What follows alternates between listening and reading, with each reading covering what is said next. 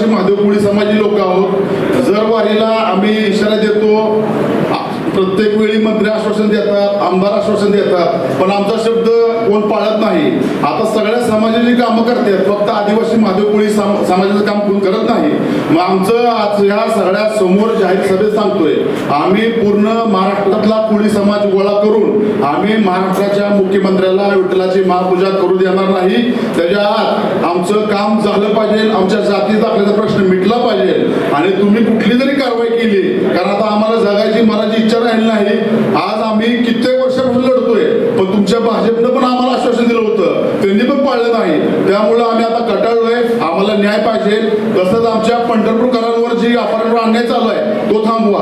बाहेरगावचे सगळे व्यापारी येऊन लाखो रुपये घेऊन जातात आणि आमच्या पंढरपूरची लोक रुपयाला मागू देत.